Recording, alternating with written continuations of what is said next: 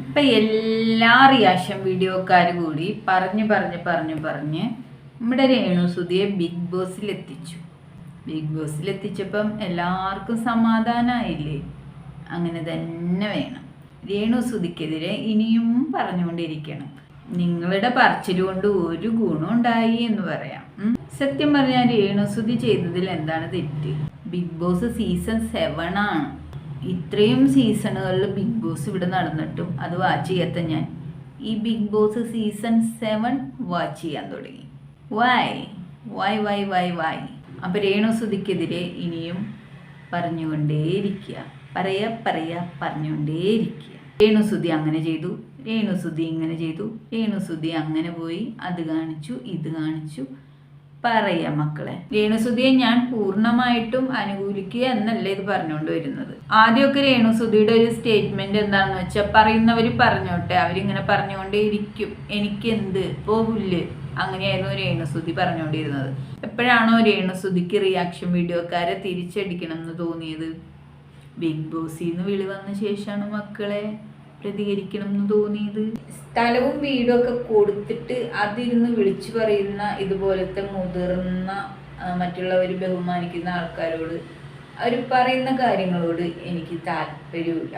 കാരണം നമ്മളൊരു സാധനം ഒരാൾക്ക് കൊടുത്തിട്ട് പിന്നീട് ഞാൻ അത് കൊടുത്തു, ഇത് കൊടുത്തു, അത് ചെയ്തു, ഇത് ചെയ്തു എന്ന് പറഞ്ഞ് വിളിച്ചു പറയുന്ന ഒരു രീതി ഉണ്ടല്ലോ, അതത്ര നല്ലതായിട്ടുള്ള കാര്യമല്ല. പിന്നെ രേണുസുതി പറഞ്ഞതിലും തെറ്റുണ്ട്. ചാറ്റലടിക്കുന്നു എന്ന് പറയുന്നതിന് ചോർച്ച എന്നാണ് രേണുസുതി പറഞ്ഞുകൊണ്ട് കിടന്നത്. പിന്നെ അതുമല്ല, ഞാൻ നേരിട്ട് പോയി കണ്ടിട്ടുള്ള കാര്യങ്ങളാണ്. വീട് പല സ്ഥലത്തും മതിലായാലും ഒക്കെ ഇങ്ങനെ പൊട്ടി വരുന്ന ഒരു അവസ്ഥ ഉണ്ടായിട്ടുണ്ട്. എന്തായാലും പറഞ്ഞ് ബിഗ് ബോസിലെത്തിച്ചു. അങ്ങ് ദുബായിന്ന് ഒരു കുറ്റവുമില്ലാത്ത ഒരുത്തി ഇരുന്നിട്ട് രേണുവിനെ നിരന്തരമായിട്ട് കുറ്റപ്പെടുത്തുന്നു, കളിയാക്കുന്നുണ്ട്. ഒടുവിൽ രേണുസുതി ബിഗ് ബോസിലെത്തി. ട്രോളിയവർക്ക് ഒരു വലിയൊരു നമസ്കാരം. ഈ നിരന്തരം ഇങ്ങനെ കുറ്റപ്പെടുത്തി ചിലർ വിചാരിക്കും ഞങ്ങളെ ഇങ്ങനെ നിരന്തരം കുറ്റപ്പെടുത്തിയിട്ടുണ്ട്, എന്തുകൊണ്ട് ഞങ്ങൾ ബിഗ് ബോസ് വിളിച്ചില്ല?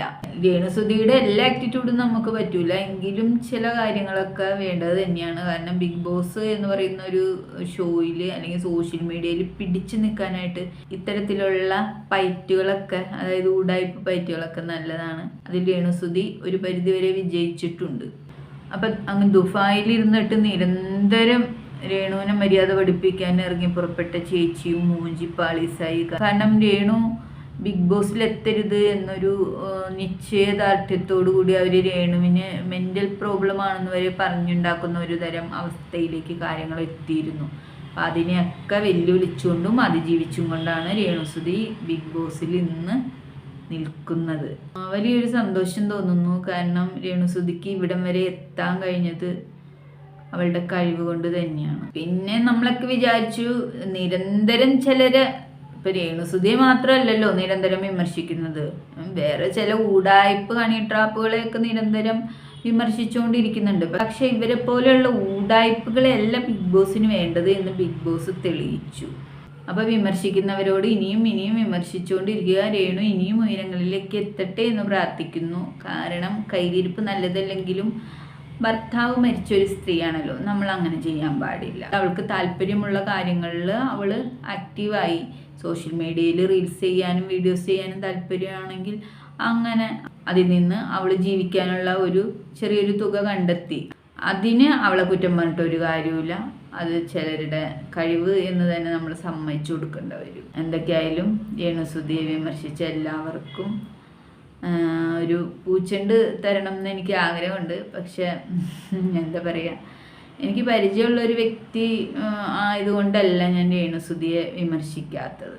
ഭർത്താവ് മരിച്ചുപോയൊരു സ്ത്രീ അനുഭവിക്കുന്ന കഷ്ടപ്പാടുകൾ, ഭർത്താവ് ഉണ്ടെങ്കിൽ അവൾക്ക് വേറൊന്നും അറിയണ്ട, അങ്ങനെ ഒരു കഥ ഇതില്ല. അത് ചിലരൊന്നും ഓർക്കുന്നില്ല. പിന്നെ ഈ തുള്ളാട്ടമൊക്കെ തുള്ളിയത് കുറേയൊക്കെ ബിഗ് ബോസിൽ എത്താൻ വേണ്ടിയിട്ടായിരുന്നു. അതും കൂടി കാണുന്നവരും മനസ്സിലാക്കുക. പിന്നെ എന്തുകൊണ്ട് രേണുസുതി ഇത്തരം കോപ്രായങ്ങൾ കാണിച്ചു എന്ന ചോദ്യത്തിന് ചിലപ്പോൾ അവർക്ക് പേഴ്സണലി ചിലരോട് ഇഷ്ടമുണ്ടാവാം. ബിഗ് ബോസിൽ എത്താൻ വേണ്ടി കാട്ടിക്കൂട്ടിയ കോപ്രായങ്ങളായിരിക്കാം. എന്ത് തന്നെയായാലും ഉദ്ദേശിച്ച ഒരു സ്ഥലത്ത് രേണുസുതിക്ക് എത്തിച്ചേരാൻ സാധിച്ചു. അഭിനന്ദനങ്ങൾ.